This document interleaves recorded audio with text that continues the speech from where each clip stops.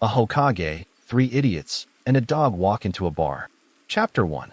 Well, that's a rather creative way to welcome one's child into the world. The October night was chilly, the skies above murky, although the moon shone on through with its yellowish light.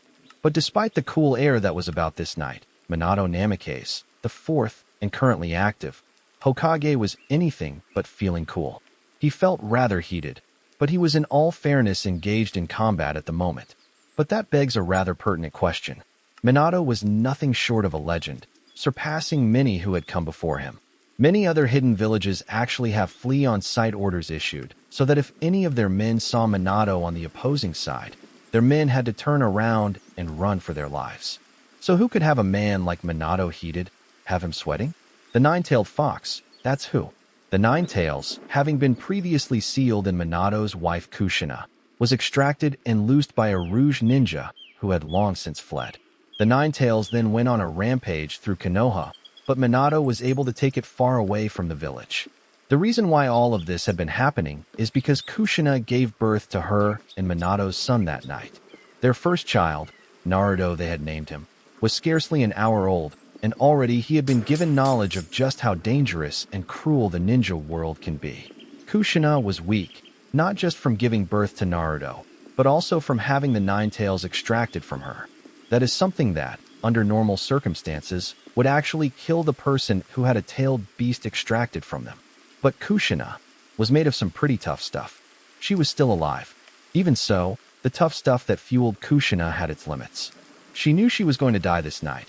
Even though she used an Uzumaki clan sealing technique to reseal half of the Nine Tails' great power back into her, she couldn't reseal all of it back into herself. That half of the Nine Tails Kushina had reclaimed is the main reason why she was able to help Minato keep the other half of the Nine Tails' power contained.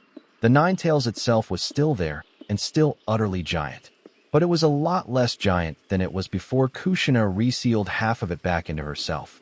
As for the other half, Kushina was planning to seal it into Naruto. Kushina, how long do you think we can maintain the barrier and those chains of yours? Minato called out. Well, we'll maintain them for as long as need be, Kushina said, huffing and puffing with the sheer exhaustion that was plaguing her at the moment. Minato was worried, especially given that his wife was using the Reaper Death Seal to seal away the Nine Tails into Naruto. That alone guaranteed that Kushina was going to die tonight, as that particular brand of seal required the caster's life as a sacrifice. But even without that looming specter of death over Kushina right now, she was most likely going to die tonight anyway. Having her tailed beast extracted in the first place, with the labor of childbirth stacked on top of that, was not going to be friendly towards Kushina's ability to live at all. The, now smaller but still significantly large, Nine Tails, seeing that Kushina was about to seal the rest of it into another target, roared defiantly as it pulled a clawed paw back and threw it at Kushina, aiming to keep her from resealing the rest of it. Minato cried out in fear for his wife, yelling, Kushina, in desperation. The fourth Hokage silently, but quickly, prayed for a miracle, anything at all, to help prevent total disaster. Little did Minato know his prayer would be answered, but not in the traditional sense. The claw of the Nine Tails was about to pierce right through Kushina and Minato, who rushed to his wife. But Minato, as well as the Nine Tails who perked up, were distracted when they all heard a male voice call out, Oi, big, furry, and ugly. Hot damn, are you hideous? Minato turned to look. Kushina couldn't, as she had to focus on the Reaper Death Seal. Standing there were 3 shinobi of Konoha and a large ninja dog who wore an eye patch and was missing an ear.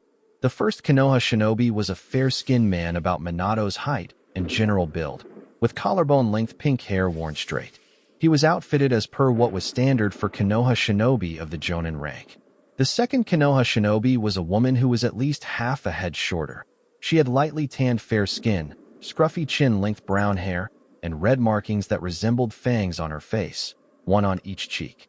She was also outfitted as per what was standard for Konoha shinobi of the Jonin rank. The female shinobi was also the one commanding the ninja dog, and that dog was the only one in the group who looked terrified at the sight of the Nine Tails. The third shinobi of the group was a man same as the first, fair-skinned, with long blonde hair and a single men's ponytail. He was outfitted same as his companions, But he added a pair of Hankote gauntlets and a dark red sleeveless Haori long coat that reached halfway down his thighs. Judging by how the blonde male shinobi was pointing at the Nine Tails while looking at him, it was the blonde male shinobi who was called out just now. Minato recognized the group who had just arrived. The pink-haired man is Harold Fisher, the woman and her ninja dog are Tsum Inuzuka and Kurama, and the blonde man is Inoichi Yamanaka. Harold? Tsum? Inoichi? How did you three get inside of the barrier? Minato said, too stunned to be more expressive. You tell me, and we'll all know, Lord Fourth, Kuramaru replied. Kuramaru is one of the very rare examples of a ninja dog who gained the ability to talk. Now, would you mind explaining why the Nine Tails is here? Kuramaru asked. Minato was about to speak up, but the Nine Tails roared at everyone present, and that roar had some wind force to it. Bad. Some scolded as she walked up to the Nine Tails and smacked it on the nose with a rolled-up newspaper she, somehow, had on her person. The Nine Tails actually stopped short, not out of shame for being scolded, but out of sheer surprise as well as confusion over what had just happened. The Nine Tails wasn't the only one who was confused. Minato was also surprised, as well as shocked, that Tsum had just smacked a tailed beast on the nose with a rolled-up newspaper, as if she were just casually disciplining an unruly ninja dog belonging to the Inuzuka clan, who are known to make great use of their many ninja dogs. And it wasn't just Tsum who bravely stood in defiance of the Nine Tails. Harold and Inoichi were being just as brave. The Nine Tails actually stopped in its rampaging, due to sheer confusion and surprise at the presence of such defiant humans. That moment was what gave Kushina time to successfully seal the rest of the Nine Tails into Naruto, who was cradled on a sun-mowned altar. The mighty-tailed beast vanished into Naruto. A powerful seal appeared on Naruto's belly, and the danger had finally been averted in full. But it came at a terrible price. Kushina, her job done and all of her energies expended, finally collapsed, falling to her knees. Minato, with his legendary speed, rushed to his wife, holding her in his arms. I'm sorry, Minato, Kushina said. Looks like I won't be around to help with raising our son. No, don't be sorry, it's not your fault, Minato said. If anything, this all was the fault of that rogue ninja to release the Nine Tails from Kushina. Minato wasn't upset with Kushina. He wasn't upset with Naruto. How could anyone be upset with a baby who was born roughly an hour ago? No, it was the fault of that rogue ninja. Minato wanted to find that rogue ninja and make them pay. But matters of personal vengeance had to wait. Although the attack had ended, there was still damage to the village. There was bound to be more dead. And Kushina, with Minato feeling the last of her life leaving her, would be counted among that number. Minato gently sobbed as he held his now deceased wife's body, feeling very much alone. However, Minato was perked up from his sorrow over Kushina's passing by Kuramaru saying, "Hey, what about this baby?" Perking up, Minato turned to look at where Naruto laid on the altar, squirming around a bit as he slept. Gently, Minato laid Kushina's body down before getting up and walking over to where Naruto laid. Kuramaru, his one remaining ear pinned back while he wagged his tail gently, gave a sniff at Naruto before licking him on his right cheek. Kuramaru actually whined in worried concern as Naruto started to whine a bit. Acting quickly, Minato took off his own Haori coat and used it as swaddling to wrap Naruto up and keep him warm against the October chill. "Yo, Lord Fourth," Harold began. "Who's the baby?" Turning to face Harold as well as Inoichi and Tsum, Minato replied, "This is Naruto. He's my son. He was born about an hour ago." Tsum was about to speak up, but got cut off when an older male voice called out, "Minato, are you alright?" Everyone turned to see an older male shinobi, clearly geared up for war, rush in with some other Konoha shinobi with him. "Oh, Lord Third," Minato said, identifying the older male shinobi as the previous Hokage. Hiruzen Sarutobi stepped down as Hokage after many years, and Minato took his place. But even though Hiruzen had retired from active duty, doesn't mean he can't throw down if need be. Hiruzen looked around, saw that the Nine Tails was gone, saw that Kushina laid dead. Hiruzen looked to Minato. Suppose that we ought to clean things up here and get back to the village, Hiruzen said. The chill will not be kind. Minato too wanted to get out of there. Turning around, Minato looked to Harold, Inoichi, Sum, and Kuromaru. Can one of you aid in carrying Kushina back? Minato asked. I got this. Sum replied as she turned to pick up Kushina's body. The walk back to the village was somber, and Minato was grateful everyone was keeping quiet. Only Naruto wasn't quiet, but that's because he started crying. But again, he was just born that night. He's well under a day old. Can he really be blamed? Can he be blamed for anything? The next morning, Minato was in his office at the Hokage office building, going over reports about the Ninetales attack last night. There was a lot of damage, a lot of dead, but Konoha had overall survived, and it can slash will rebuild. Not even the Ninetales can take down the village hidden in the leaf. Right now, Minato was speaking with Fugaku Uchiha, the head of the Uchiha Clan, one of the most prominent clans of ninja in Konoha. Fugaku also headed up the Konoha police force, the local law enforcement in the village. Suffice it to say, Fugaku was a man of great standing and importance in Konoha.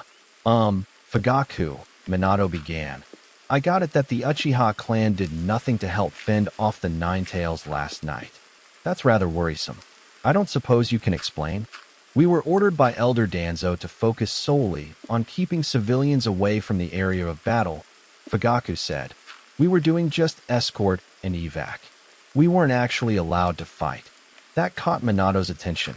The Uchiha clan, one of the four most important clans in Konoha, was barred by one of the three elders from helping out. Minato planned to pursue this matter further, especially since he's always been at least a little suspicious of Danzo. With this, he just got more fuel for the fire. I'm not all that surprised that Danzo is to blame here, Minato replied in a tired huff. The Uchiha clan would have been rather invaluable to efforts in subduing the Ninetales last night. When word of Danzo barring your clan from action last night gets out, it'll make him look bad, maybe his fellow elders as well. At least the office of the Hokage believes in the Uchiha clan, Fugaku remarked. There's a lot of distrust aimed at me and my right now clan because of how none of us helped fight against the Ninetales last night. Minato was about to speak up, but stopped short when the door to his office opened up, and in walked Harold, Inoichi, Sum, and Kurama. The three humans all had stunned look of surprise on their faces. Basically wide circular eyes with big black pupils, and small little flat lines for mouths.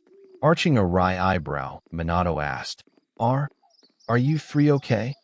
Remember when Sum and her friends here helped you face off against the Ninetales last night, Lord Fourth? Kuramaru began. The three of them are getting pretty famous for their role last night, Minato remarked. They're being praised as heroes who are brave in the face of danger.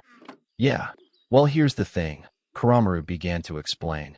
The reason that Sum and the guys here had helped you out last night is not because they're brave in the face of danger, but because the three of them were all too drunk last night to realize that they were in any danger.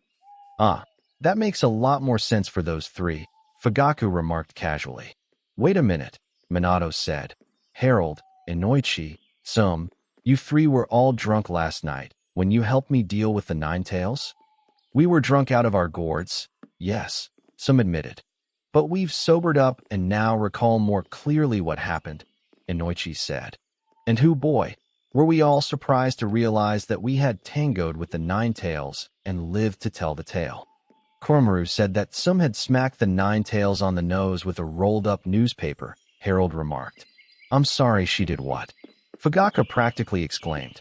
Turning to look at Sum, Fugaku said, Sum, do you have a death wish or something? Because that there is a rather suicidal level of reckless behavior. In my defense, I was completely and utterly shit-faced last night, Sum pointed out. Also Fugaku, Inoichi began. I got it from Shikaku and Choza as the lads here, and I were on our way in that you and your clan were a no-show for fighting the Ninetales last night. According to Fugaku, the Uchiha clan was ordered to focus solely on evac and escort duty to keep civilians away from the fighting, Minato replied. One of the three village elders, Danzo, had been the one to issue such orders. Uffed, It doesn't surprise me that old war hawk of a man would pull a stunt like that, Harold said. I swear, he's got a hate boner for the Uchiha clan. Minato leaned back in his chair. The fourth Hokage let out a tired huff. I've been meaning to look into new advisors anyway, Minato said. Danzo and the other two elders came with the job when I took it over from Lord Third. But their views and ways are, how do I put this gently, outdated. Kurama offered. Pointing commendingly at Kurama, Minato said, yes, outdated. That's perfect. Settling back down, Minato went on. Unfortunately, there aren't a lot of viable options right now, and I don't exactly have the luxury of hosting interviews for the job at the moment. Aside from overseeing rebuilding here in Konoha after the Ninetales attack, I'm scrambling to figure out a way to care for Naruto while I'm working. Fugaku perked up at that. Oh, Makoto told me that you and your wife were planning to name the child you were going to have Naruto. Fugaku spoke up. How is the lad doing? Safe and sound, Minato replied. Thank goodness for that. He's currently being looked over at the local hospital. Shrugging, Harold said. You looking for a nanny to care for the baby while you're busy? I would offer to ask my wife Makoto if she'd be up for it, Fugaku remarked. But she's busy with our second-born son Sasuke. Little Sasuke was born a very short while ago. Gesturing to himself, Harold said. And that's at least part of why I was going to offer to ask my wife Sophia if she'd be up for it. She's got no work right now, and we have no kids, so she's all free to do it. Assuming, of course, you're willing to take her on for the job, and also if I ask her and she says she can do it. Minato considered Harold's offer. He was vaguely aware of Harold's wife Sophia. He saw her a few times with Kushina. In comparison to Harold, Sophia is a gentle, non-excitable lady who does things in a calm and gentle way. Sophia is also a regular Konoha citizen, no ninja skills or anything, so it's not like she'll be deployed on a mission all of a sudden. Well, she might agree to take on a more domestic kind of mission. Later, Minato had gathered what all persons had any awareness of the fact that the Ninetales was sealed inside of Naruto, making him a Jinchuriki. It was just Harold, Inoichi, Tsume, Kurama, Hiruzen, and the few shinobi who came with Hiruzen to the scene of where Kushina had died after giving the last of her efforts. Minato urged all who knew to swear themselves to secrecy. He was worried how people would react to the fact that the Ninetales, feared as a great and mighty demon, was now sealed inside of a baby. Hiruzen instantly agreed, citing how Naruto was not going to need all of the negative attention that came with being the host of a tailed beast. As such, all persons who knew swore themselves to secrecy. That was one bit of insurance that made Minato feel better. Another thing that made Minato feel better was when he got out the report that pinned the blame for the Uchiha clan being a no-show during the Ninetales' attack on Konoha solely on one of the village elders. The comprehensive report said that a full, serious investigation confirmed that one of the village elders had ordered the Uchiha clan to focus solely on evac and escort duty to keep civilians away from the fighting during the attack, effectively barring all Uchiha clan ninja from fighting the Ninetales. The heat aimed at the Uchiha clan died down as a result. This had resulted in the overall approval of the three village elders dropping a fair bit. Said elders were not amused, Danzo especially so. But they were told that all of the clans in Konoha had to be respected. Danzo's actions in holding back the Uchiha clan and making them look bad was a great disservice to one of Konoha's most notable clans. Things settled down for a while, so Minato was able to focus on running the village. He also was wanting to find new advisors, ones who were younger and better understood the fact that times change and that people had to change with it.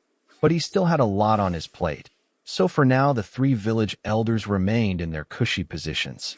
Minato wasn't all that fond right now of Danzo being in one such position, though. It had been a few years since the Ninetales attack on Konoha, and things had returned to normal, or at least to as much normal as possible. Everything had long since been rebuilt, and people were getting used to things again. Indeed, Konoha had finally recovered from the attack that had been launched on them a few years back. Right now, Minato had arrived home for the evening and was greeted by Sophia Fisher. The wife of Harold Fisher, Sophia was a fair-skinned lady with a dishwater blonde bob cut, that was chin length. She dressed modestly and simply, wearing a long-sleeved shirt under a t-shirt and a skirt that reached her ankles. She didn't put her sandals on yet, which caught Minato's attention. Is something the matter, Sophia? Minato asked, also catching that Sophia had a nervous, fretting look on her face. Lord Fourth, Sophia began. Promise that you won't freak out, but one of the legendary Sannin, Lord Jiraiya, had come by to see you. Minato gave a relaxed, understanding smile. There's no need to worry about that, Minato replied. I've actually been expecting him. Sophia was dismissed for the evening, but she will be back in the morning before Minato left for work for the day. Minato found Jiraiya sitting at his dining table, with a small plate of cookies and a glass of milk. Standing nearby was Naruto. Now 3. Naruto wore a dark green long-sleeved shirt under the t-shirt that he wore, and baggy dark tin cargo shorts held up with a belt. I hadn't kept you waiting for too long, have I? Minato asked as he sat down opposite of Jiraiya. Oh no. I only got here a few minutes before you showed up, Jiraiya replied. I'm guessing that the nanny I hired to watch Naruto for me while I'm busy with my duties as Hokage got you the snack? Minato asked. Jiraiya chuckled a bit in amusement. Actually, Naruto had served me, Jiraiya explained. He's a guest, and it's important to be hospitable to guests, Naruto spoke up. Minato smiled, small but warm and sincere, at how Naruto was growing into a sweet and kindly kid. No doubt it's due to the influence of Sophia, given that she's the one who is raising him. So sensei, Minato said, what brings you by? I've been away for a while and wanted to check in, Jiraiya replied. Also, I had just learned what happened to Kushina. I am so sorry, Minato. Minato nodded once in acknowledgement. Thanks, it means a lot, Minato remarked. There's also something else that I want to ask about, Jiraiya began, something that has 9 points to it. Minato could tell right away that Jiraiya wanted to know about the Nine Tails. Figuring that it had to happen, Minato turned to look to Naruto. Naruto, your godfather here, and I need to talk in private, Minato said. So it's time for B-. He's my grandfather? Naruto said, cutting Minato off. Why didn't you say so, Dad? No, I didn't say grandfather. Minato began to correct. I said dash. Grandfather, that's right. Jiraiya cut in, an amused look with hints of knowing mischief in his expression. But seriously, lad, your dad and I do need to talk, and it is late, so you ought to go to bed now. Naruto said he had to brush his teeth first, but after Jiraiya supervised that, Naruto was gotten to bed. Sorry, I couldn't resist, Jiraiya said to Minato after Naruto was gotten to bed. But can you really blame me? I mean, did you see how happy and excited Naruto was? Who was I to spoil his excitement? Minato let off a gentle sigh. Well, it would help getting him to be more respectful towards you. I have to admit, Minato remarked. But we can discuss that later. For now, getting serious, Minato went on. You wanted to talk about the Nine Tails, didn't you? Where did it go? Jiraiya asked. Kushina, after the Nine Tails was taken out of her, resealed it into Naruto, Minato began. It's supposed to be a secret, but Minato knew that he could trust Jiraiya to know. Jiraiya's eyes went wide with shocked surprise. Yeah, that's important to know, replied the legendary Sannin. The kid is basically a walking container for a wad of unlimited chakra. Giving Minato a wry look, Jiraiya asked, how many people know? Myself, Minato began. You now, Harold Fisher, Inoichi Yamanaka, some Inuzuka and her ninja dog Kurama, Lord Hiruzen, and 4 shinobi who were with Lord Sarutobi at the time. Everyone aside from you has been sworn to secrecy. Even me, although I figured that I can trust you to know and help keep the secret. Jiraiya had a look of contemplation on his face. You know, I was actually called in by Hiruzen sensei, Jiraiya began. But he wouldn't tell me why exactly it was important, only that it involved the growth of your son. But now I see. Looking to Minato, Jiraiya said, Hiruzen sensei thinks that Naruto ought to be trained to properly harness the power of the Nine Tails. Naruto is only 3, Minato cut in. I'm not saying he ought to be drilled on using that power immediately, Jiraiya cut in. Even I wouldn't think of trying to train a 3-year-old in wielding unlimited chakra. But still, he ought to get started soon on at least some basic skills. He's going to be going into Konoha's Ninja Academy when he's old enough to start going, right? Minato couldn't argue that point. Naruto would start going to Konoha's Ninja Academy when he was old enough. And it would give Naruto a leg up if he was tutored and trained ahead of time. Looking to Jiraiya, Minato asked, "What do you think, Jiraiya-sensei?" "It's clear that Hiruzen-sensei wants me to train Naruto in using the Nine Tails' power," Jiraiya said.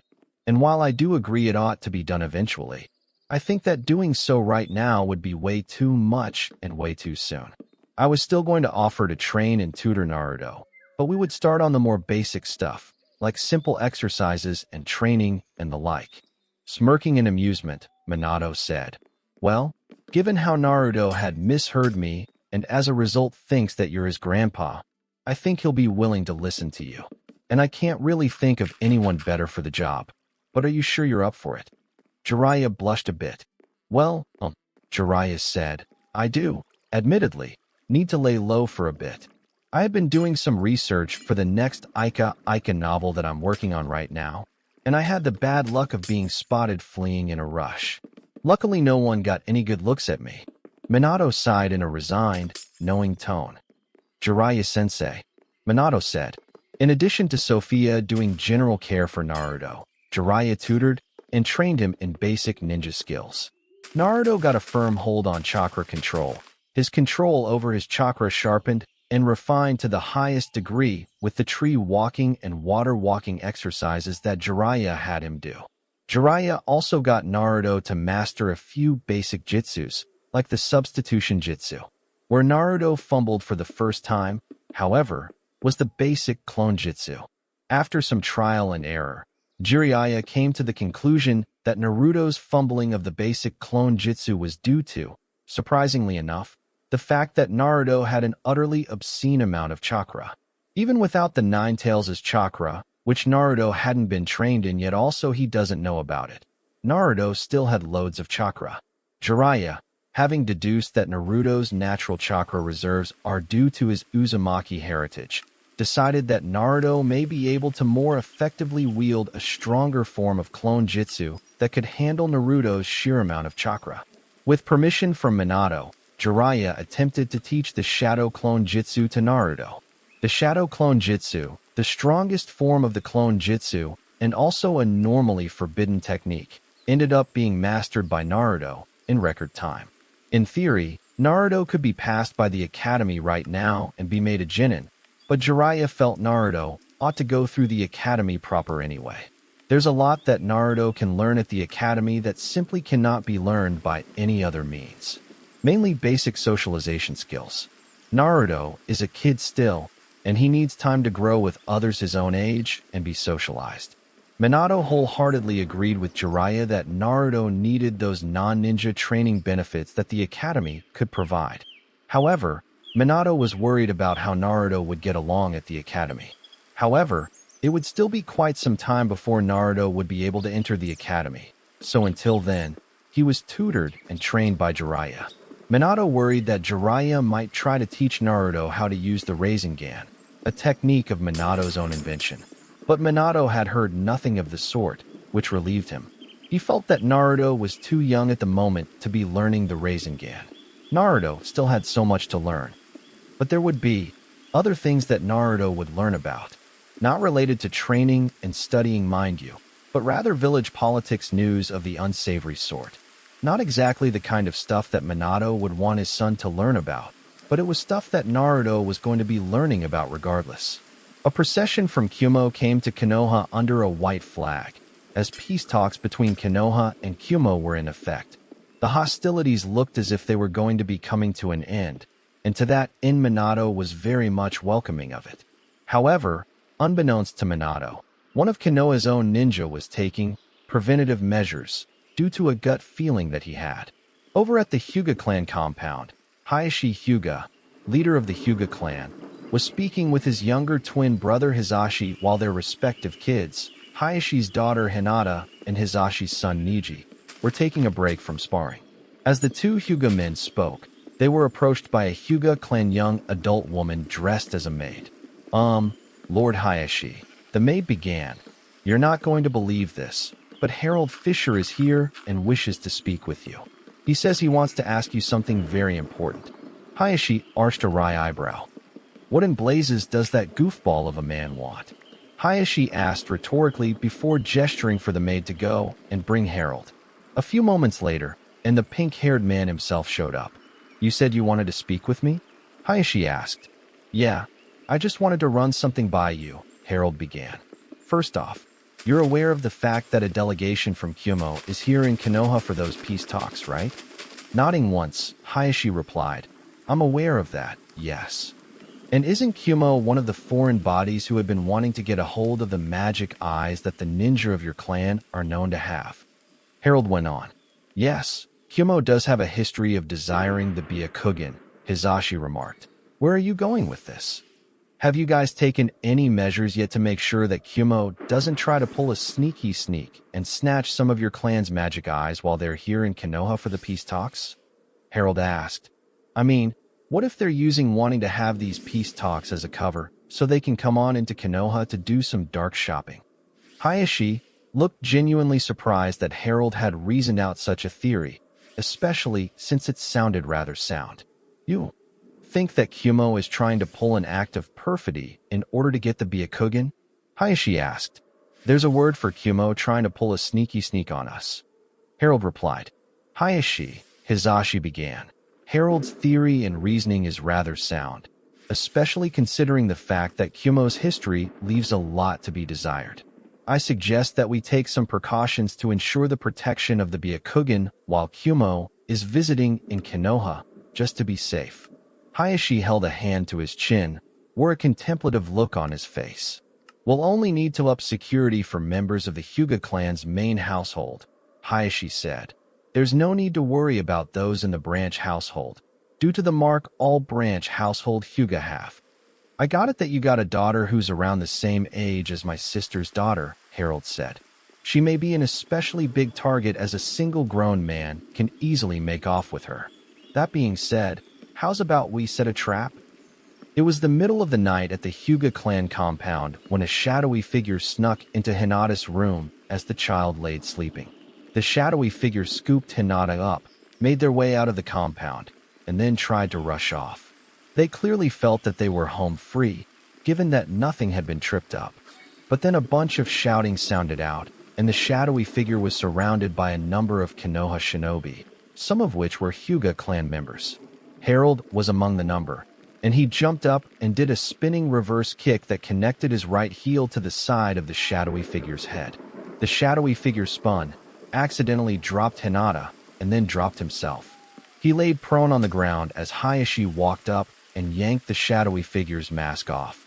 Hey, that's the Kyumo head ninja, said one of the non-Hyuga shinobi. What's he doing sneaking off after being at the Hyuga clan compound? Because he was trying to steal the secrets of the Byakugan for Kyumo.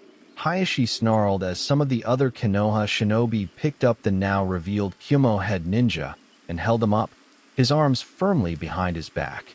Trapped and outnumbered, the Kyumo head ninja was by no means in any position to fight back or try to flee. Not only that, but his cover was blown. Konoha was going to be demanding answers from Kyumo about this incident. Well, what about the brat? Said the Kyumo head ninja. You guys made me drop her on the ground. It looked like a rather hard drop too. The Kyumo head ninja smirked a bit in amusement. That can't be good FO dash. Hey, this is just a dummy, one of the Hyuga ninjas said, drawing attention to where Hinata laid, and revealing that it was actually just a dummy. It even had the silly scarecrow face on the head part, which was fully revealed after Hayashi pulled off a note taped to the head. The head of the Hyuga clan unfolded the note and read it aloud.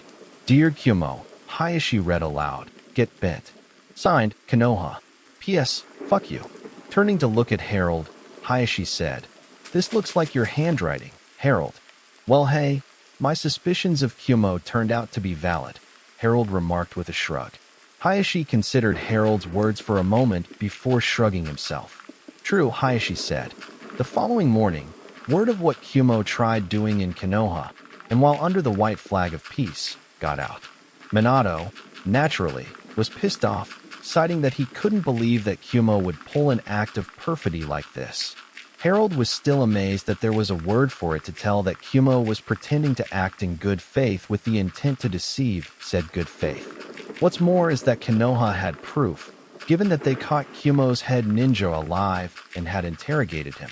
The techniques of the Yamanaka clan made it so that it was literally impossible to hide anything from them. There was a lot of mud slung in Kumo's face this day, and it was so annoying to them that they threatened war against Konoha over embarrassing them.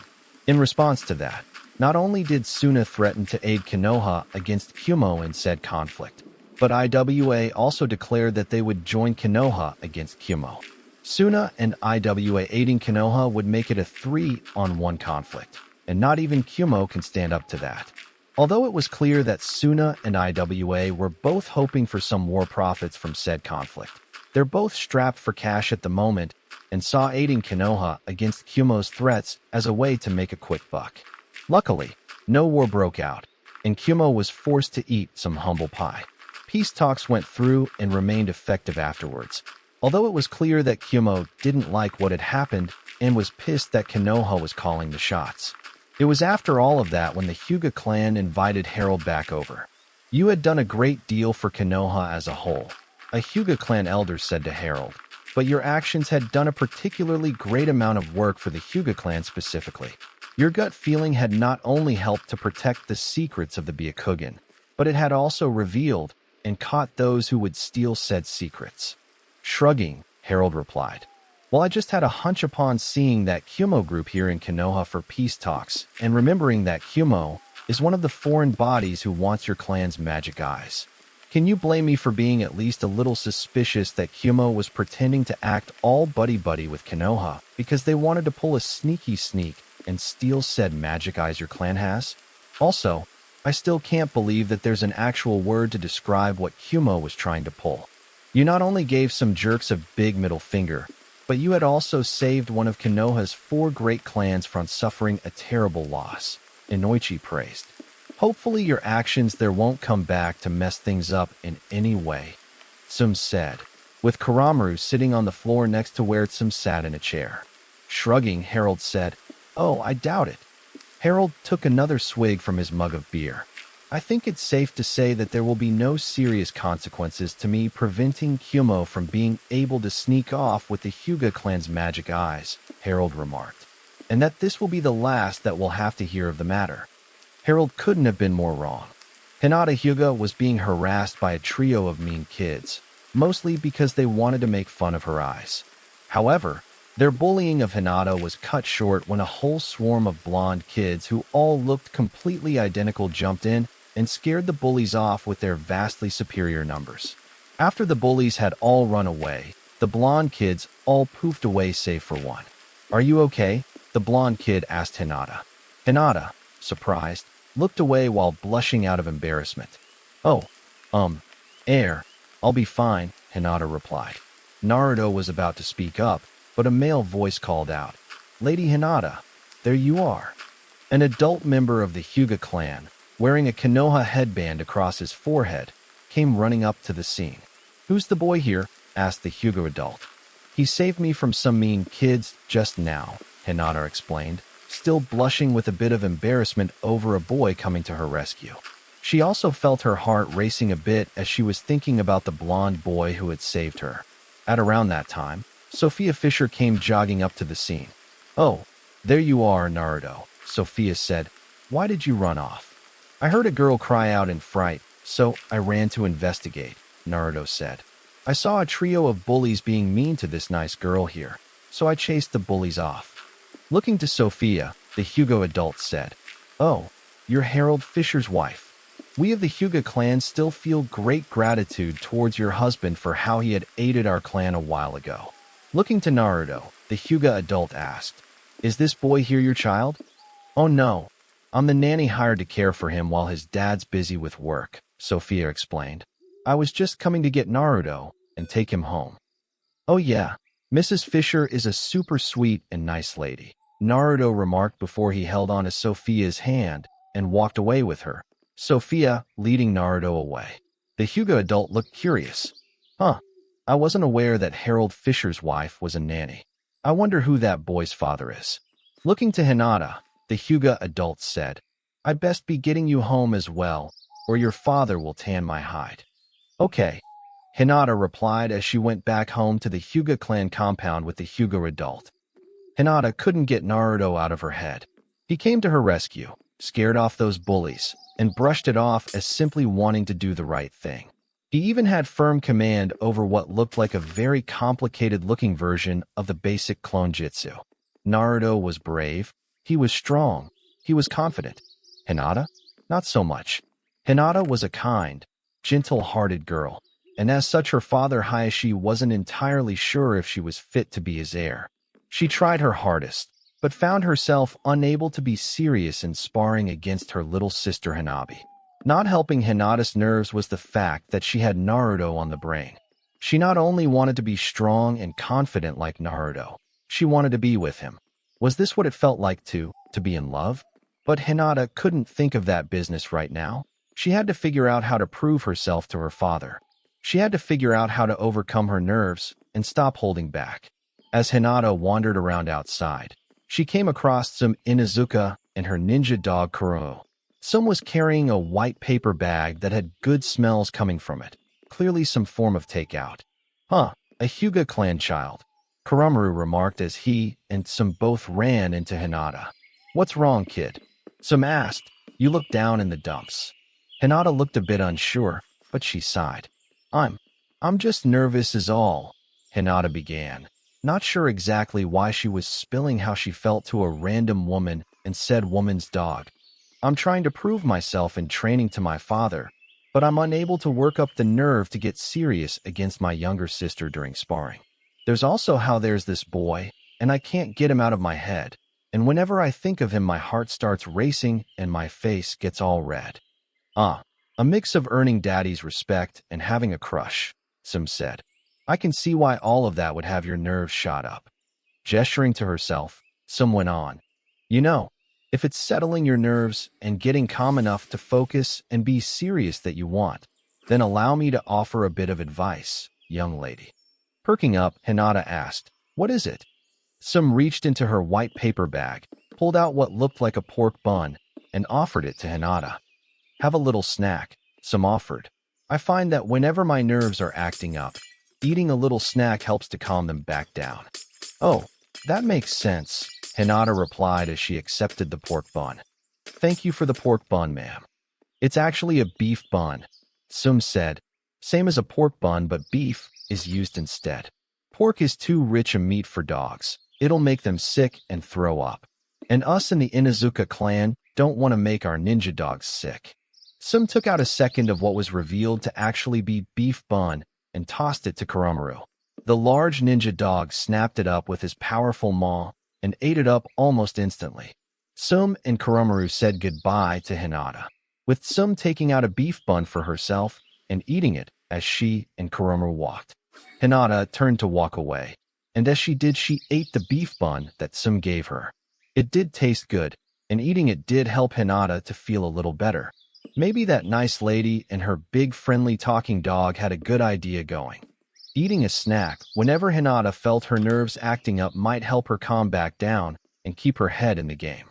She intended to make the most of it, hoping it'll help her keep focused long enough to finally earn her dad's approval, as well as stay calm around Naruto. Later at the academy, Naruto was outside during a break period. He was hanging with some of the other boys, namely Shikamaru Nara, Choji Akimichi, and Kiba Inuzuka with his ninja dog Akamaru. Looking around, Naruto was trying to find someone, and Shikamaru was able to right away pick up on who it was. Forget it, Naruto, Shikamaru said. There's no way that she'll say yes. Not with a troublesome guy like Sasuke taking all the female attention. Well, I won't know for certain unless I try, Naruto replied while looking around for a bit. Then he stopped as he saw the girl he was looking for, Sakura Haruno. He jogged over to Sakura, who didn't even notice Naruto coming closer. Hey Sakura, Naruto began as he made his way over to the pink-haired girl. I was Dash. There he is. Sakura cut off, not even having noticed or heard Naruto. before shoving him to the side and running over to where a few other girls were already fawning over Sasuke. Naruto, getting up, wore a hurt look on his face. He didn't even get a chance to talk to Sakura. He wasn't even noticed by her before she had shoved him off to the side to go fawn over Sasuke, much like literally every other girl at the academy. Naruto looked down, too hurt to think about all that much else. He was met up by the boys he was hanging out with. Akamaru, surprisingly, whined a bit in concern before walking up to Naruto and hopping up to place his front paws on Naruto's leg to hold his head up more, trying to sniff at Naruto. Seeing this, Naruto reached down and gently ruffled the top of Akamaru's head. "Yeah, you shouldn't bother with girls, period." Shikamaru spoke up. "They're nothing but trouble." "But what's life without a little trouble?" Choji asked. "There needs to be a little trouble in life. At least I think there's such a need. Otherwise, can life truly be worth living?" Looking to Naruto, Choji said, "Although I believe that it might be for the best for you to give up on Sakura, I don't think that you shouldn't give up on girls entirely. I'm certain that there's a nicer girl out there." "Actually, I did notice one girl who's constantly looking at Naruto," Kiba remarked. "But I think she's one of those weird loner-type girls who's all shy and stuff. But I have noticed the look on her face when she looks at Naruto. She looks at him the way the other girls at the academy all look at Sasuke." That caught Naruto's attention. "Really?"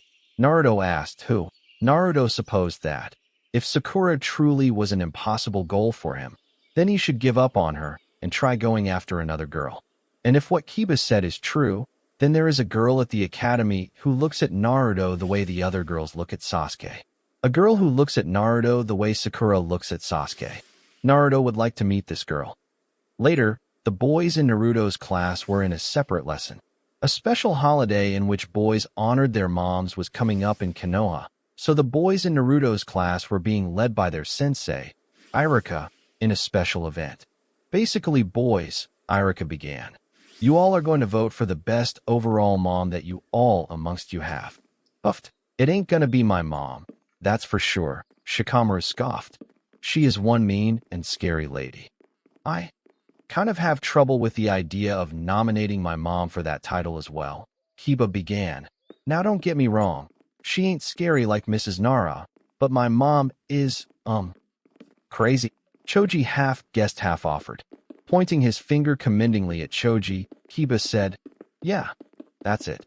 Well, one rule for this event is that you can't nominate your own mom," Iruka said, a bit surprised that some of the boys have such low opinions of their own mothers. "You have to nominate the mom of one of your peers." "So I can't nominate my mom?" Sasuke asked as he raised a hand. Nodding once in the affirmative, Iruka replied, "Yes, Sasuke, exactly." Sasuke looked down for a moment, looking like he was thinking about something.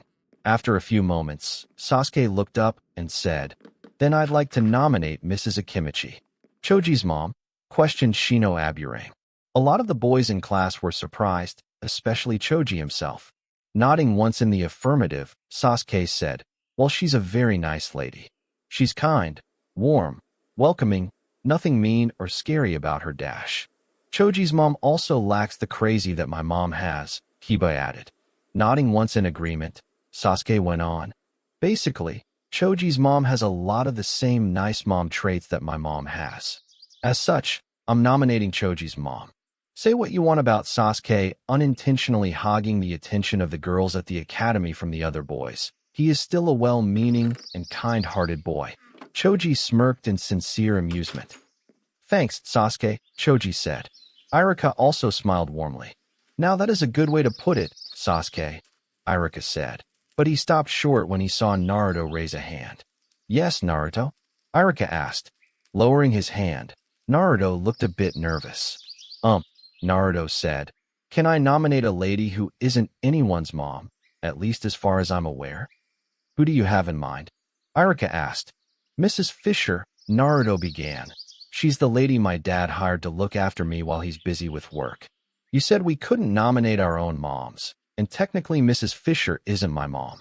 But she does care for me all the same. Also, she has a lot of the same nice mom traits that Sasuke says his mom and Choji's mom both have." Iruka was secretly aware of Naruto's situation, given that Iruka has to report to Lord Fourth who he knows is Naruto's dad. And Iruka thought it was sweet that Naruto wanted to have some light shown on a lady who may very rarely ever get such spotlight. Well, I did say you can't nominate your own mom, and Sophia Fisher technically isn't your mom, Iruka said. All right, we'll throw her onto the list too. Eventually, the vote was held about which mom, or mom-like lady, was the best, and it ended in a tie between Sophia Fisher and Mrs. Akimichi. When the rest of Naruto's year saw the results, the girls were all surprised. Wait a minute, Ino Yamanaka began as she spoke with some of the other girls. That super chunky, super fatty lady tied for first. And what's my Aunt Sophia doing up there? Sakura asked. Aunt Sophia and Uncle Harold don't have any kids. I don't have any cousins. Sakura, determined as if on a mission, marched up to one of the boys and got his attention. The first boy she found was Shino. Hey, would you know how it was that my Aunt Sophia was nominated and voted on by you boys? Sakura said. Oh, Naruto nominated her. Shino began.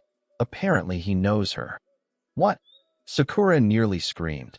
You mean that quiet weirdo? What's he doing knowing my Aunt Sophia? Shrugging, Shino replied. I don't want to get into it. Shino then turned around and walked away. Sakura was beyond pissed. What's a weirdo like Naruto doing messing with Sakura's family? She wanted answers and would be getting them.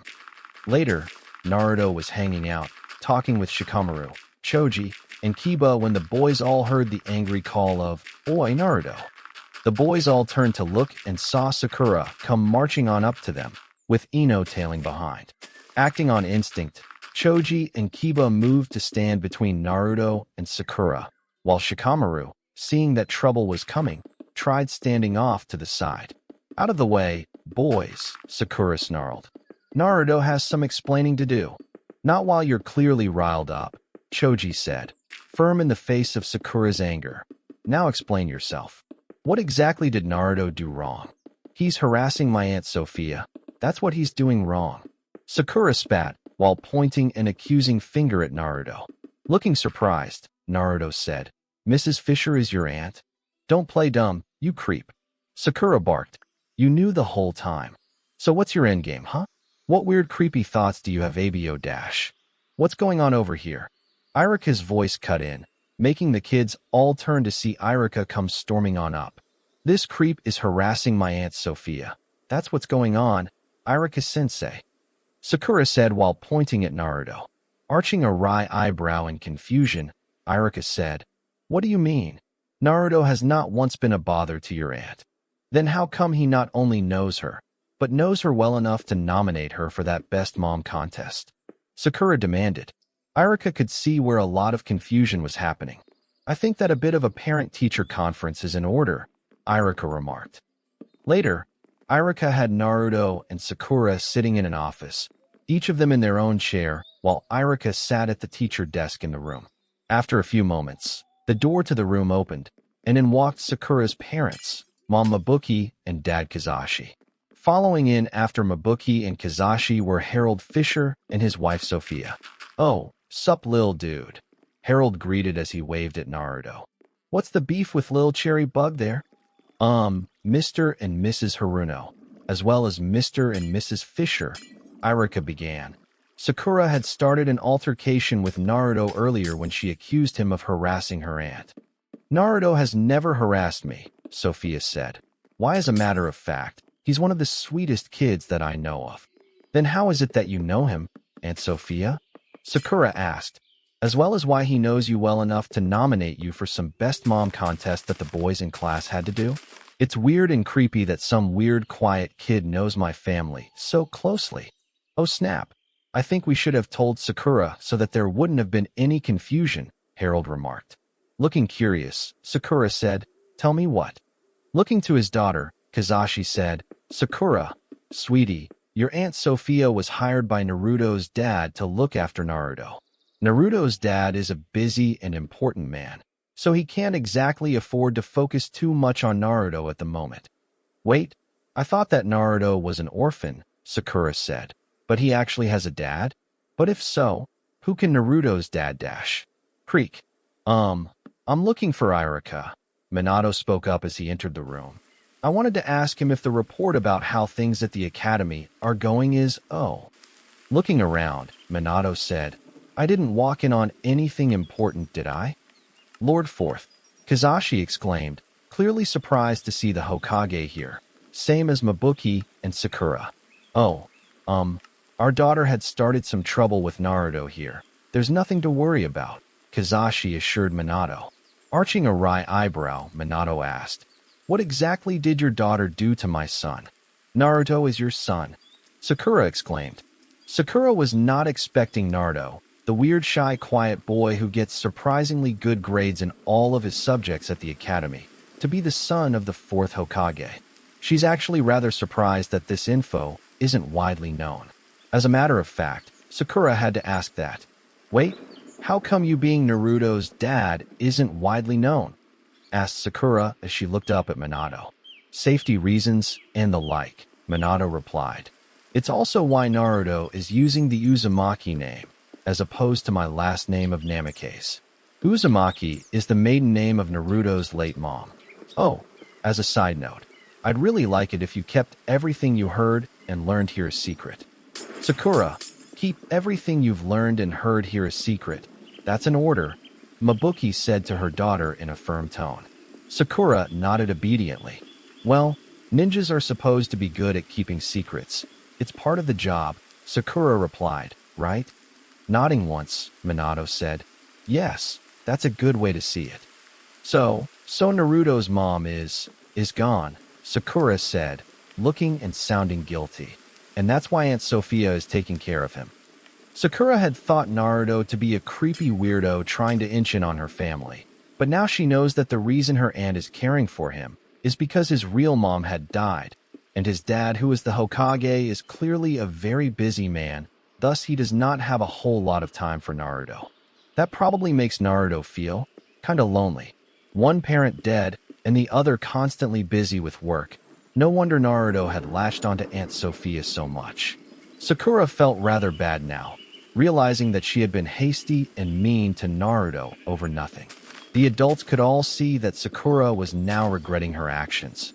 Stepping forward, Minato said, I guess you feel bad about how you jumped on accusing Naruto without looking into things, huh?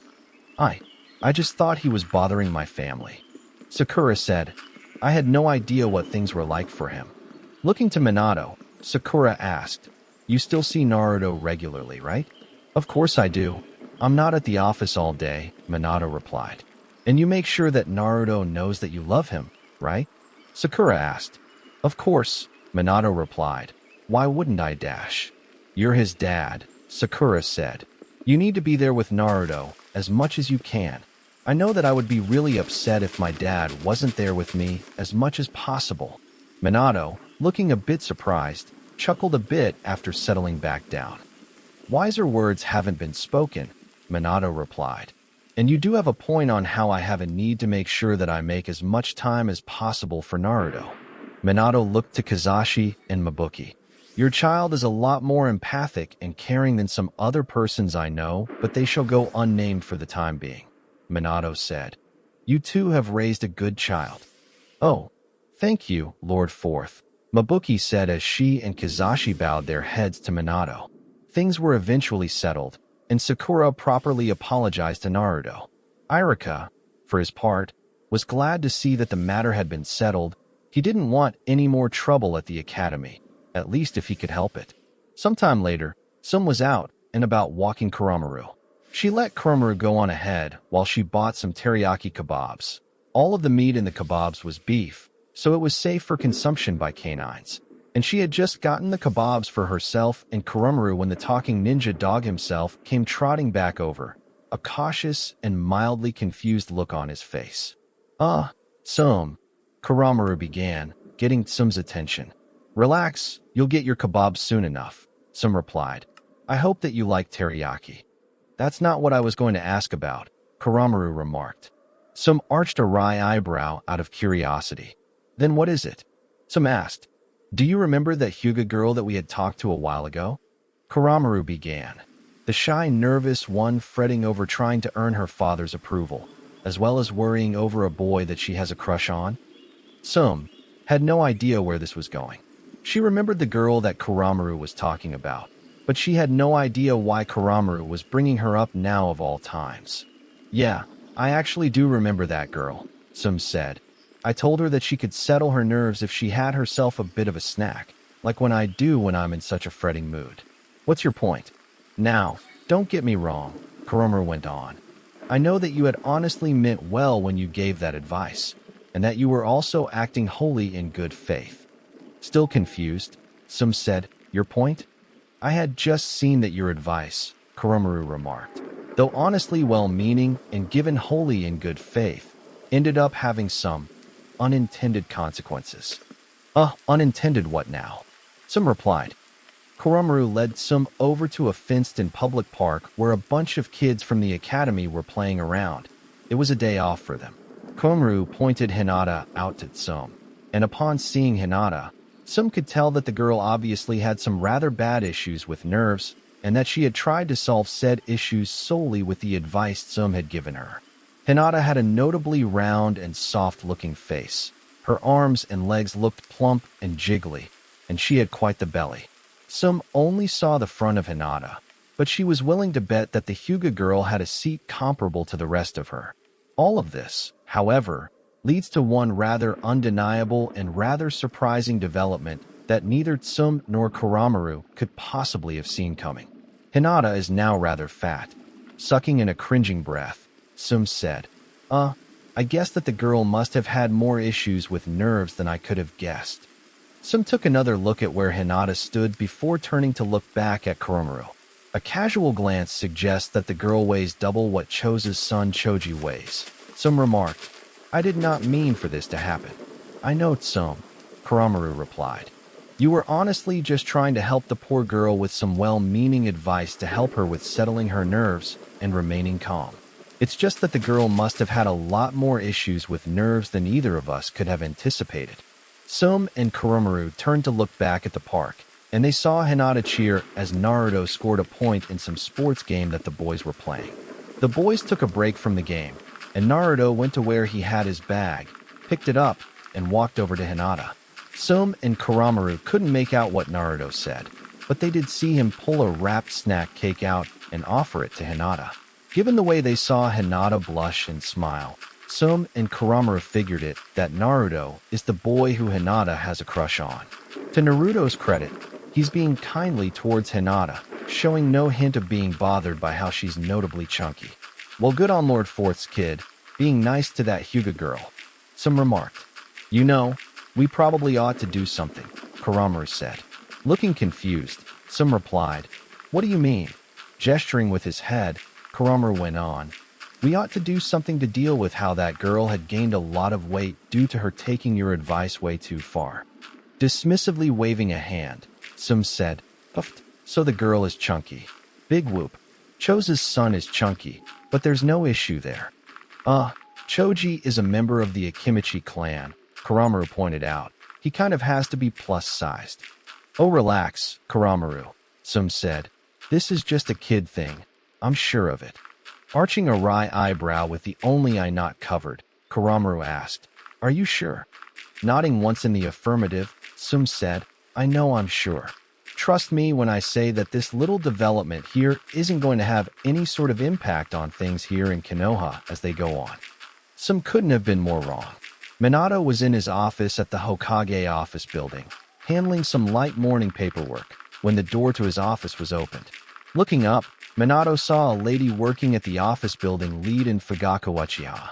Lord Fourth, the secretary began. Fugaku Uchiha would like a moment of your time. I was actually thinking of calling for Fugaku anyway, Minato replied. Gesturing to some of the paperwork he had on his desk, Minato went on. Some of the paperwork here concerns the Konoha police force. And that's why I'm here wanting to speak with you, Fugaku began. Look, as great as the Uchiha Clan is, even we on our own can only handle so much. We're short on manpower in the Konoha police force, and unfortunately not a lot of others outside of the Uchiha Clan want to join up. We still have some stigma against us. No thanks to that old war hawk Danzo. Minato nodded in understanding. Yeah, The paperwork I have here on the Konoha police force does mention how the police is showing signs of being slow to response, Minato said. But your complaint of having a lack of manpower in the police force may be the reason why. You guys are being stretched too thin, and in addition to the police force you also still have your own clan to worry about. The Uchiha Clan has a lot on its plate, perhaps too much. Fugaku's serious frown morphed into a relieved smile. Finally, someone who understands that the Uchiha Clan has too much on their hands, Fugaku remarked. Looking to Fugaku, Minato said, I also got a report saying that the Konoha police force has failed multiple times to uncover illegal narcotics. Well, we don't have drug-sniffing dogs, Fugaku said. If we did, then we'd be able to catch all of that stuff. Fugaku paused to snap his fingers, like that. So in addition to needing more manpower, Minato began, the Konoha police force also needs drug-sniffing dogs. Those may take time to train, which might Ayo Lord Fourth. Sum's voice cut in, making Minato, Fugaku, and the secretary all turn to see Sum walk in with Kurama. The Inuzuka clan has had it up to here with the elders and the main household of the Hyuga clan lording over us, Sum said, keeping us under their thumbs just because the Inuzuka clan owes the Hyuga clan a royal fuckton of cash. We're unable to earn what we need to pay the debt off, especially due to that pissant interest clause that's in the words of the loan agreement. It's like the Hyuga clan wants to keep the Inuzuka clan on a tight leash and never let go. Fuck. Excuse me? Minato said, looking confused. Yes. There's some degree of tension between the Hyuga and Inuzuka clans, Fugaku said, all related to how the Inuzuka are in debt to the Hyuga. Holding a hand to his chin, Fugaku said, which is weird. I mean, the Inuzuka clan, in terms of sheer headcount, is the largest clan in Konoha, having 50% more members than the next leading clan. And that's only if the human members of the Inuzuka clan are taken into account. Gently shaking his head, Fugaku went on. The numbers that the Inuzuka clan would bring to the table would skyrocket if their ninja dogs are also taken into account in the Inuzuka clan's headcount. You'd figure that they would be able to pay off the debt with all of the manpower that they have access to. Minato, having heard all of that, looked like he just had an idea. Fugaku, Minato began. I have a proposal that would solve not just the problems that the Uchiha clan has on their plates right now, but also the problems that the Inuzuka clan is currently dealing with. Both Fugaku and Sum looked curiously at Minato, wondering what in blazes it is that the Fourth Hokage is cooking up right now. Minato's idea turned out to be rather simple. The Konoha police, which consisted mainly of just Uchiha clan ninja, would have the Inuzuka clan integrated into it as well. Instead of all of that police work burden being laid on the shoulders of just one clan, the burden would be shared. It would be made easier by having two clans work it all at once. The Konoha police force would see a serious boost in manpower, given that the Inuzuka clan has more ninja than any other Konoha clan, and that's just if the human members of the Inuzuka clan were taken into account. The numerous ninja dogs owned by the Inuzuka clan would make their headcount skyrocket if they are also taken into account. Those very same ninja dogs are yet another reason why integrating the Inuzuka clan into a venture once solely the hat of the Uchiha was such a boon. The Uchiha clan were also in a bit of a scramble trying to get a hold of ninja dogs to train and then use as drug-sniffing dogs to help supplement the effectiveness of the Konoha police force. The Inuzuka clan has at least one ninja dog per ninja, as their clan techniques revolved around joint attacks carried out with the aid of a ninja dog partner. Some Inuzuka clan ninja even had more than one ninja dog. Sum's daughter Hana, about as old as Fugaku's son Itachi, actually owned 3 ninja dogs. The Uchiha clan won't be wanting for quality canines. Minato was in his office at the Hokage office building, handling some light morning paperwork, when the door to his office was opened. Looking up, Minato saw a lady working at the office building lead in Fugaku Uchiha. Lord Fourth, the secretary began. Fugaku Uchiha would like a moment of your time. I was actually thinking of calling for Fugaku anyway, Minato replied, gesturing to some of the paperwork he had on his desk. Minato went on. Some of the paperwork here concerns the Konoha police force. And that's why I'm here wanting to speak with you, Fugaku began. Look, as great as the Uchiha clan is, even we on our own can only handle so much. We're short on manpower in the Konoha police force, and unfortunately not a lot of others outside of the Uchiha clan want to join up. We still have some stigma against us. No thanks to that old war hawk Danzo. Minato nodded in understanding. Yeah, the paperwork I have here on the Konoha police force does mention how the police is showing signs of being slow to response, Minato said. But your complaint of having a lack of manpower in the police force may be the reason why. You guys are being stretched too thin, and in addition to the police force you also still have your own clan to worry about. The Uchiha clan has a lot on its plate, perhaps too much. Fugaku's serious frown morphed into a relieved smile. Finally, someone who understands that the Uchiha clan has too much on their hands, Fugaku remarked. Looking to Fugaku, Minato said, I also got a report saying that the Konoha police force has failed multiple times to uncover illegal narcotics. Well, we don't have drug-sniffing dogs, Fugaku said. If we did, then we'd be able to catch all of that stuff. Fugaku paused to snap his fingers. Like that. So in addition to needing more manpower, Minato began, the Konoha police force also needs drug-sniffing dogs. Those may take time to train, which might Ayo Lord Fourth. Sum's voice cut in, making Minato, Fugaku, and the secretary all turn to see Sum walk in with Kurama. The Inuzuka clan has had it up to here with the elders in the main household of the Hyuga clan lording over us, Sum said, keeping us under their thumbs just because the Inuzuka clan owes the Hyuga clan a royal fuck-ton of cash. We're unable to earn what we need to pay the debt off, especially due to that pissant interest clause that's in the words of the loan agreement. It's like the Hyuga clan wants to keep the Inuzuka clan on a tight leash and never let go. Fuck. Excuse me? Minato said, looking confused. Yes. There's some degree of tension between the Hyuga and Inuzuka clans, Fugaku said, all related to how the Inuzuka are in debt to the Hyuga. Holding a hand to his chin, Fugaku said, which is weird. I mean, the Inuzuka clan, in terms of sheer headcount, is the largest clan in Konoha, having 50% more members than the next leading clan. And that's only if the human members of the Inuzuka clan are taken into account. Gently shaking his head, Fugaku went on. The numbers that the Inuzuka clan would bring to the table would skyrocket if their ninja dogs are also taken into account in the Inuzuka clan's headcount. You'd figure that they would be able to pay off the debt with all of the manpower that they have access to. Minato, having heard all of that, looked like he just had an idea. Fugaku, Minato began, I have a proposal that would solve not just the problems that the Uchiha clan has on their plates right now, but also the problems that the Inuzuka clan is currently dealing with. Both Fugaku and Sum looked curiously at Minato, wondering what in blazes it is that the Fourth Hokage is cooking up right now. Minato's idea turned out to be rather simple. The Konoha police, which consisted mainly of just Uchiha clan ninja, would have the Inuzuka clan integrated into it as well. Instead of all of that police work burden being laid on the shoulders of just one clan, the burden would be shared. It would be made easier by having two clans work it all at once.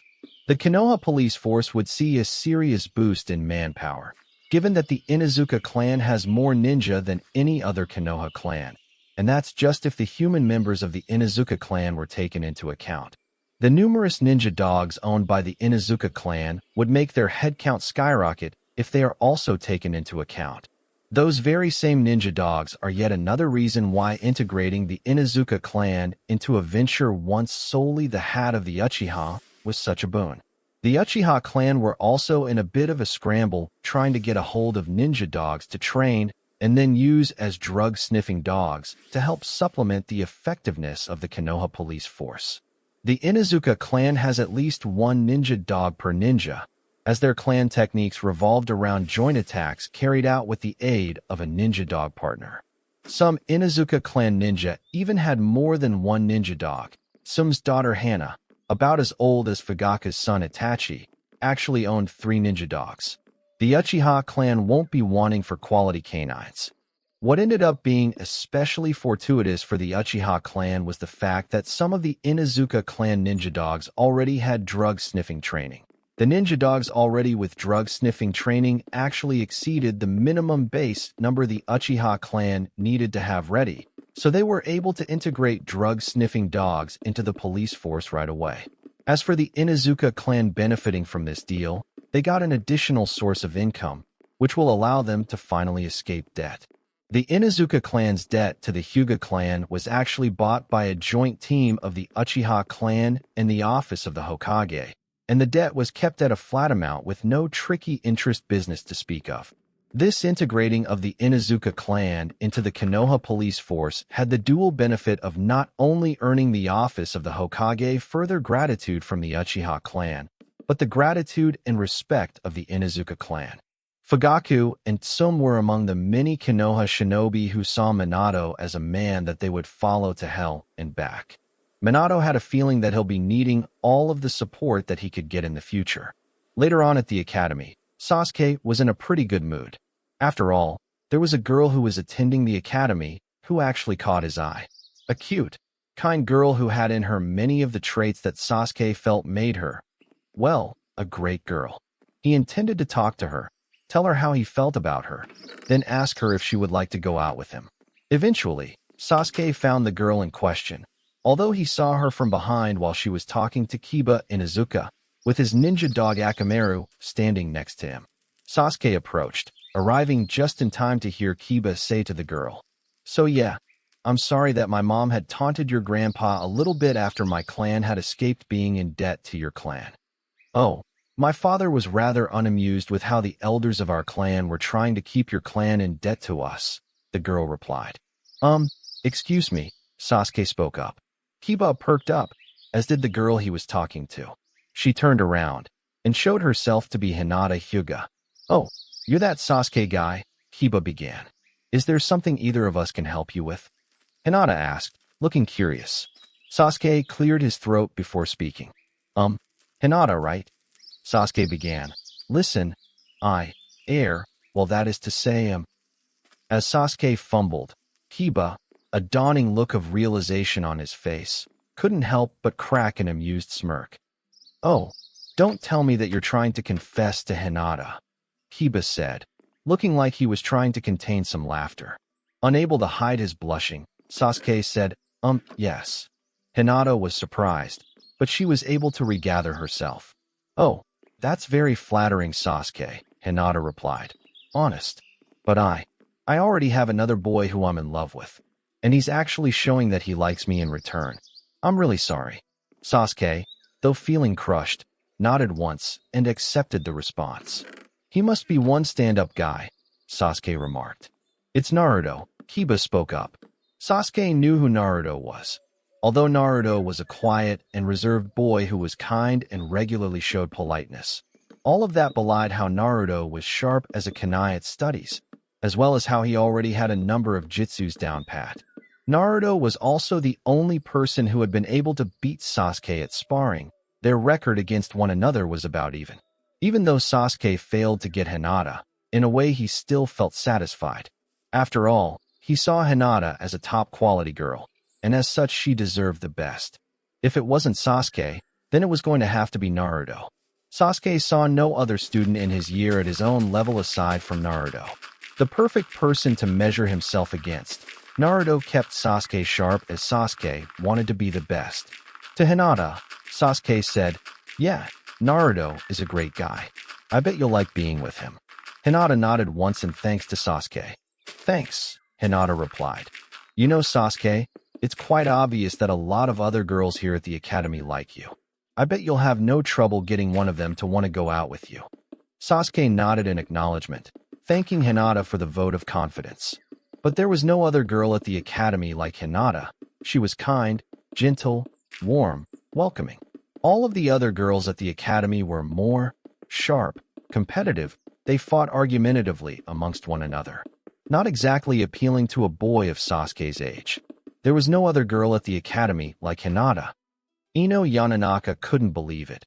She while secretly spying on the talk that Sasuke-kun was having with that doggy-smell boy and shy fatty girl, had heard Sasuke-kun confess to the fatty. Sasuke-kun had finally, at long last, confessed to a girl at the academy. Ino in a way felt relieved. Even though it wasn't her who Sasuke-kun had confessed to, she felt that she'd be relieved when he finally confessed to a girl. But Sasuke-kun had confessed to the fatty of all girls. Ino did not know how to process this new information. Sasuke-kun could literally have any girl at the academy he wanted, Ino herself included. And out of all of the possible options, he went with the girl who looks to weigh double what Choji weighs. Ino was so surprised by what she had borne witness to, she failed to notice it when she bumped into two other students. Luckily, it was just Shikamaru and Choji. She knew the both of them as her dad Inoichi wants her to get along with them, due to long-standing traditions that the Yamanaka clan has with the Nara and Akimichi clans, traditions dating back to well over 10 generations. Ino didn't know the exact number off the top of her head, but she was aware that it was more than 10 generations into the past that their clans became friends. "Hey, watch it," Shikamaru said. "Sorry, I'm just in a bit of a daze," Ino replied. "I was secretly watching it as Sasuke-kun had confessed to another girl." "So he didn't confess to you," Shikamaru said, having little patience for the games of the heart that girls there at the academy like to play. "Tough." Gently shaking her head, Ino said, "That's not the reason why my mind is having trouble processing things at the moment." "Well, it's not the main reason, but that's besides the point." "Let me guess," Choji began. "Sasuke confessed to Sakura. I know that the two of you were both fiercely competing with one another to win over Sasuke's affections." Gently shaking her head in the negative, Ino replied, "No, Sasuke-kun didn't confess to Sakura. He confessed to Hinata." That managed to pique Shikamaru's interest. "Hinata, huh?" Shikamaru said, "Why is that a surprise to you? Have you seen Hinata?" Ino began, "She's a total fatty. Even Choji here ain't as big as her. And yet Hinata is the girl that Sasuke-kun confessed to. How does that make sense? Girls have to be thin to count as pretty." "First off, you're lucky I'm not going off on you for the comment on my weight," Choji began. "Second, girls don't have to be beanpoles to get guys to like them. A girl with extra padding is just as viable of an option for a boy to like as a girl who matches up with your shallow standards of what counts as pretty." Shikamaru, a really quick thought forming in his head, smirked a bit. Even though Ino in her freaking out over Sasuke's choice failed to notice the hint of mischief in Shikamaru's smirk.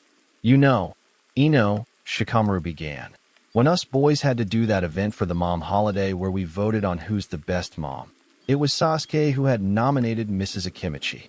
That caught Ino's attention. "Really?" Ino asked, surprised to hear that it was Sasuke who had nominated Choji's mom. Ino had seen Mrs. Akimichi a few times, and there was no denying that Mrs. Akimichi was a rather plus-sized lady. "Oh yeah, it was Sasuke who nominated my mom," Choji said. He also said a lot of nice things about her as well. Sasuke even mentioned that he thinks Mrs. Akimichi is a really pretty lady, Shikamaru said. "What?" Choji said. "Since when dash?" Choji was cut off by an elbow jab from Shikamaru.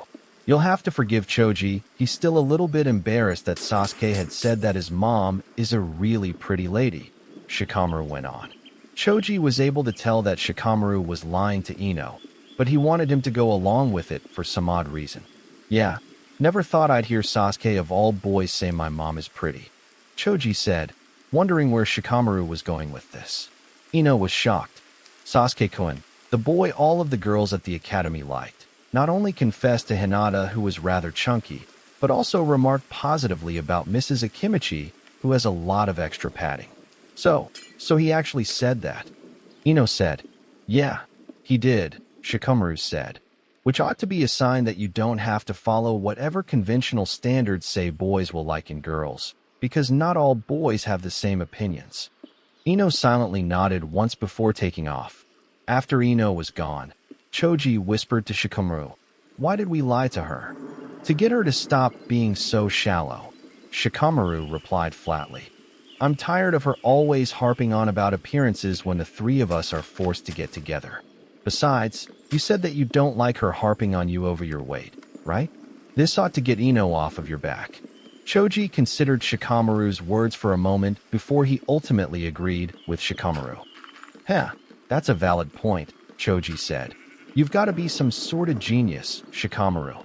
Nah, I'd rather not be a genius, Shikamaru said. It sounds like it'd be such a drag. Later, Sakura was walking along when she came across Ino sitting on a bench under the shade of a tree. To Sakura's mildly piqued interest, Ino had a lot of snacks with her, and she was going to town on them, scarfing them all down. Walking up, Sakura got Ino's attention. What are you doing, Ino? Sakura asked. What's it look like? Ino replied, I'm eating. Arching a wry eyebrow, Sakura remarked, if you eat a lot like that, you'll get chubby. You'll be even more of a pig than you already are. Zip it, billboard brow, Ino replied. And that's the point of why I'm eating here.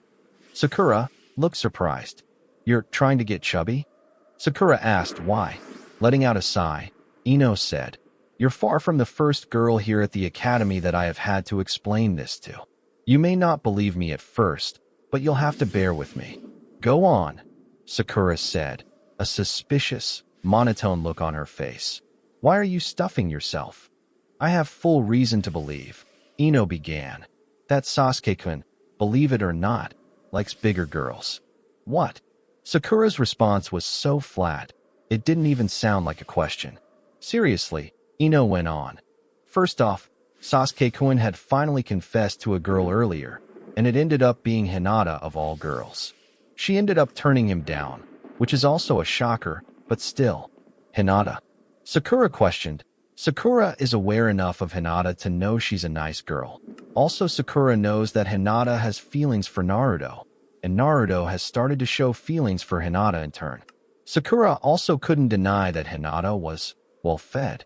And now Sakura was being told that Sasuke, the boy who all other girls at the academy liked, had confessed to Hinata. Gently shaking her head, Sakura said, okay. But how is Dash? That's not all. Ino went on. Remember that event that the boys had to do for the Konoha holiday where they voted on who's the best mom?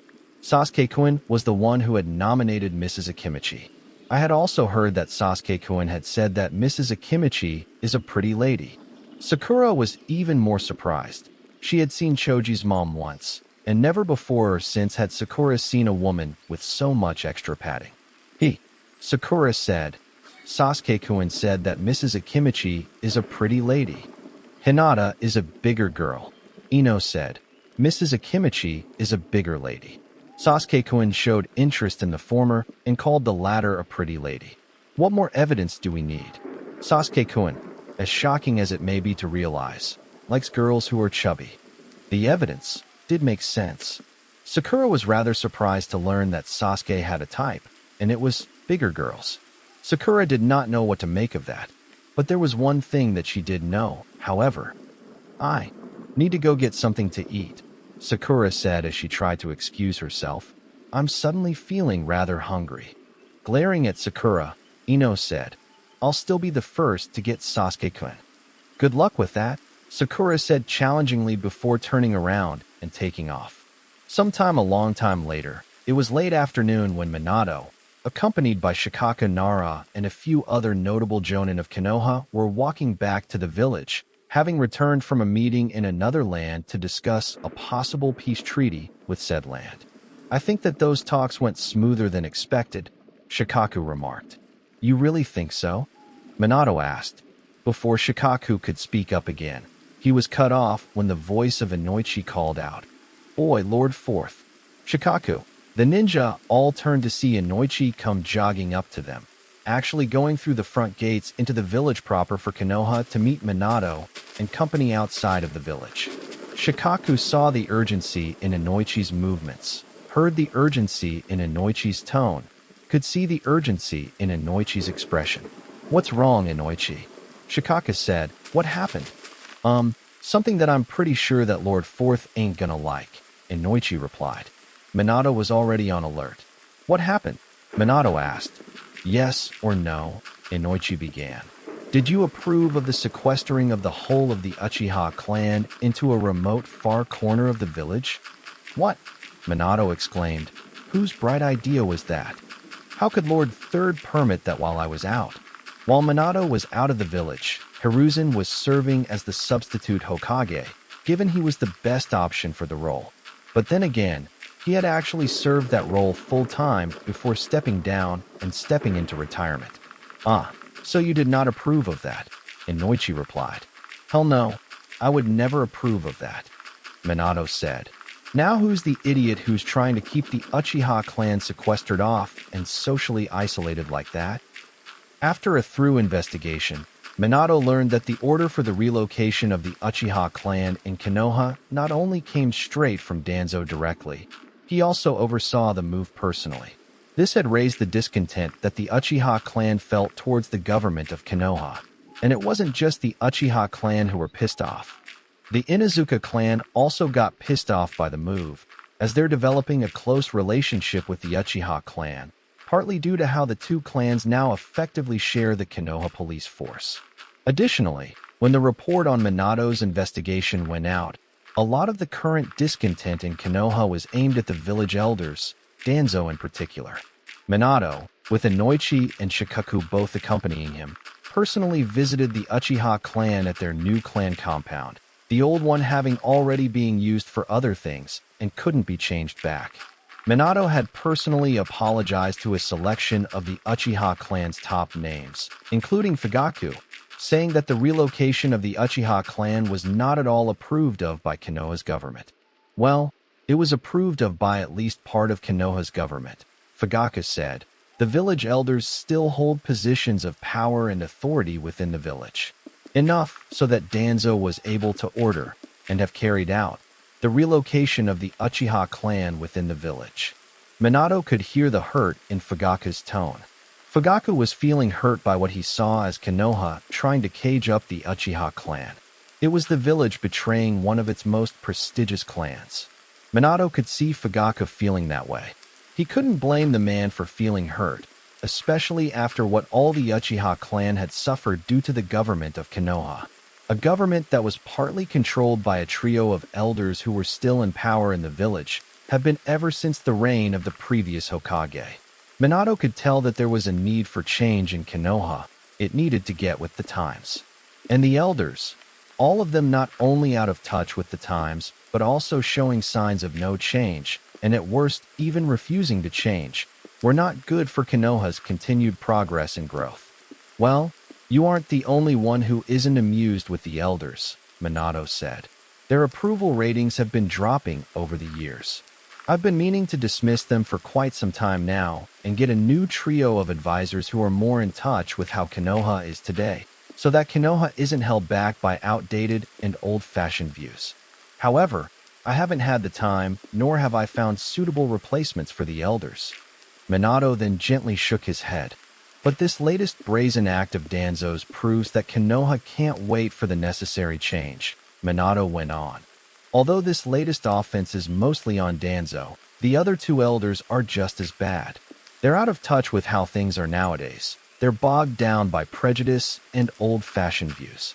After all, what happened to you and your clan wouldn't have happened under fresher, more understanding, and tolerant leadership. Fugaku nodded in agreement with Minato. The trio of elders, Danzo in particular, may not have a care in the world for the Uchiha clan, but the actual head of Konoha, the Hokage, did show care. You really are a great Hokage, Minato, Fugaku said. Really, the only thing bad about your rule is that you still have the elders kept on as your trio of advisors. And I'm going to be dismissing them first thing in the morning, Minato said. Looking for new advisors will be tough, but I'll make it work. Minato turned to look to Inoichi, who stood with Shikaku. Thanks again for informing me of what happened, Inoichi, Minato said. I probably wouldn't have heard of this until a lot later were it not for you. Yeah, I never trusted that war hawk of a man Danzo, Inoichi said. What with the hate boner he's got for the Uchiha clan. Konoha really has to step up its game to make it up to the Uchiha clan for how they've been screwed over. Shikaku smirked in amusement. Wiser words haven't been spoken, Shikaku said. You ought to be proud of yourself, Inoichi. You had helped to remedy a great injustice here in Konoha. Oh, it's no big deal, Inoichi replied. I was just doing what any person who cares about the village would have done. No, it's a pretty big deal, Minato said. Who knows how badly things could have gone had you not told me immediately about what had been done to the Uchiha? Relax, Lord Fourth, Inoichi said. I'm certain that I hadn't done anything all that big of a deal, and that nothing serious would have changed because of my actions here. Inoichi couldn't have been more wrong.